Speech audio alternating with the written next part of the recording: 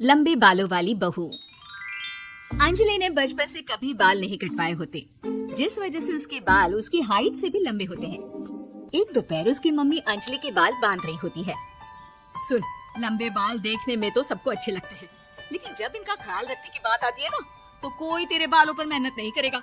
कुछ समय बाद ससुराल जाएगी, इसलिए क्यों नहीं इन्हें थोड़ा कटवा ले। कैसी बात कर रही हो मम्मी?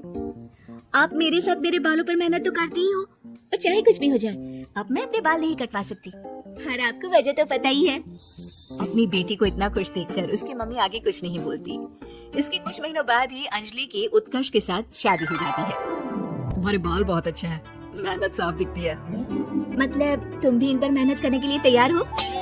अरे मुझे क्या मेहनत करनी होगी, चलो जो भी हो बता देना, गुलाम हाजिर हो जाएगा मैडम।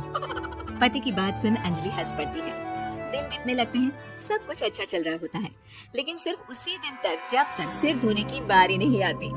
और वो दिन आते ही अंजलि उत्कर्ष के पास जाती है। सुनिए ना, मैं अकेले हेयर वॉश नहीं कर सकती, प्लीज हेल्प कर दो। अरे यार, आज तो बहुत इम्पोर्टेंट मीटिंग है, जल्दी ऑफिस पहुंचना है, कल कर लेना, पक्का मदद कर दूंगा। सॉरी यार। उत्कर्ष वहाँ से चला जाता है, जिसके बाद अंजलि शैम्पू की बोतल लिए सास के पास जाकर उनसे मदद मांगती है। जहाँ अंजलि की बात सुन सास जोर जोर से हंसने लगती है। बावली हो गई है क्या? तेरे बाल धोंगे, जब अकेले संभाले नहीं जाते तो इतने लंबे बाल किए ही क्यों? ये कहकर सास भी वहाँ से चली जाती है।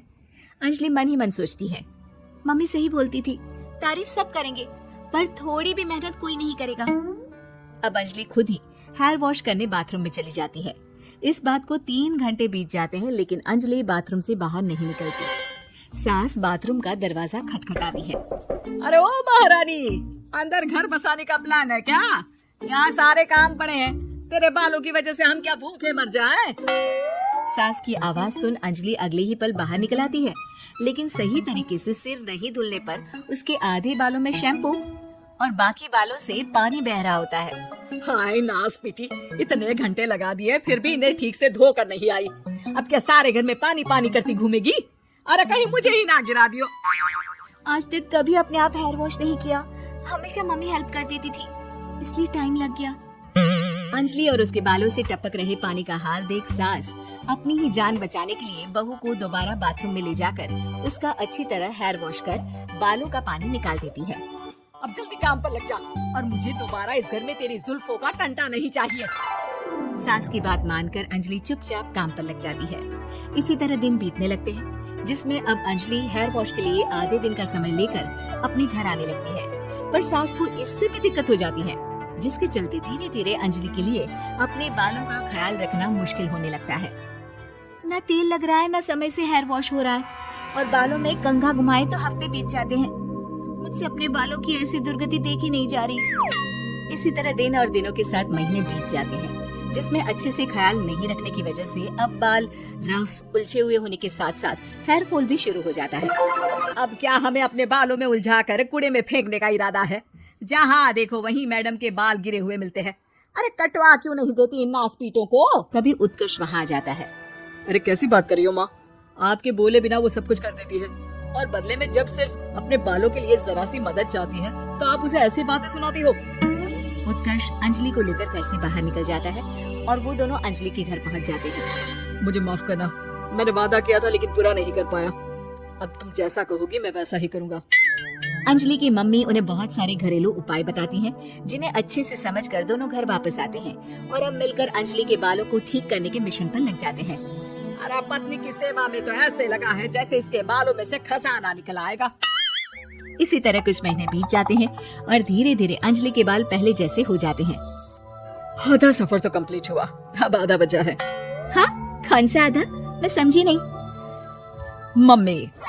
अब अपनी मम्मी को बहू की कीमत समझाने के लिए पहले उत्कर्ष उनके सब सहेलियों को घर बुला लेता है, और फिर अंजलि को उनके सामने लेकर जाता है, जिसे देख वहाँ बैठी सास की सभी सहेलियों का मुंह खुला का खुला रह जाता है। अरे वाह, तेरी बहू के बाल कितने सुंदर हैं। आज से पहले हमने कभी इन पर ध्यान कैसे नहीं दिया? और वैसे इतने लंबे बाल संभालना सबके बस की बात नहीं, लेकिन तुम्हारी बहू को देखकर लगता है कि ये इसमें प्रो है। वैसे बहू, लंबे बाल देवी के भी होते हैं और चुड़ैल के भी, इसलिए अपने अंतर मन में कभी कुछ बुरा मत आने देना और इस घर के लिए लक्ष्मी का रूप बनना।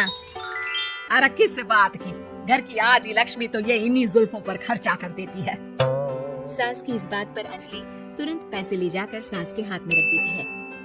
अब मुझे सबके सामने नीचा दिखाने के लिए पैसे दे रही है क्या? नहीं मम्मी जी, पैसे आपको इसलिए दिए हैं क्योंकि ये उन्हीं बालों की कमाई है जिन्हें आप रात दिन कोसती रहती हैं। अगर आप वो सब नहीं करती तो मेरे बाल खराब नहीं होते और ना ही मैं ये पैसे कमा पाती। है? क्या मतलब है? कहना क्या चाहती हो?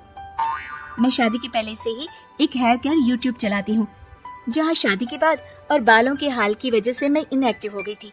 पर उस दिन जब उत्कर्ष और मैं मम्मी के पास उपाय पूछने गए तो आइडिया आया कि अपनी हेयर प्रॉब्लम्स ओवरकम करने के साथ साथ इस प्रोसेस की वीडियो बनाकर उसे भी यूट्यूब पर डाल दूं तो।